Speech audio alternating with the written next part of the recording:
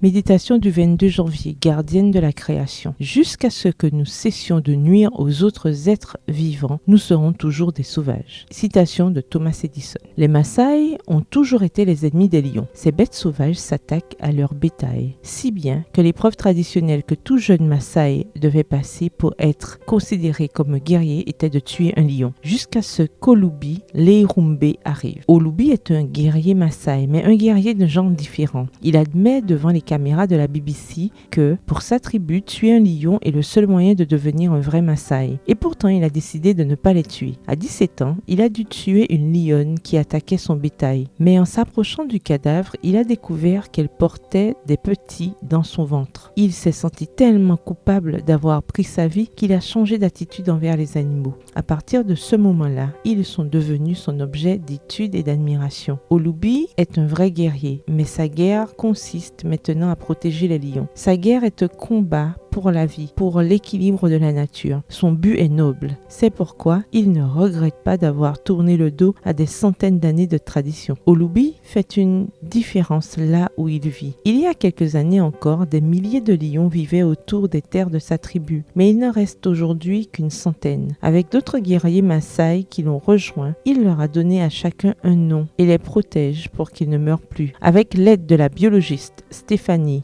Dolrinri, Olubi pose des colliers aux lions afin de savoir où ils se trouvent et ainsi pouvoir avertir les tribus de leur territoire et leur approche. L'objectif est de leur permettre de déplacer temporairement leur bétail vers un autre endroit, évitant ainsi tout conflit. De cette manière, ils protègent la vie animale. Depuis qu'Olubi a lancé ce projet, pas un seul lion n'est mort, tout simplement inspirant. Protéger la vie en dépassant certaines traditions et en promouvant des habitudes et des modes de pensée respectueux de tous les êtres vivants est l'un des appels que nous avons reçus de Dieu. Il a créé le monde qui nous entoure et nous a confié la garde de sa création. Nous aussi, nous pouvons faire une différence. Nous aussi, nous pouvons être de véritables guerrières. Le verset du jour se trouve dans Proverbe 12, verset 10, dans la version second 21. Le juste connaît bien son bétail, mais le cœur des méchants est cruel. Bonne journée, que l'Éternel vous bénisse.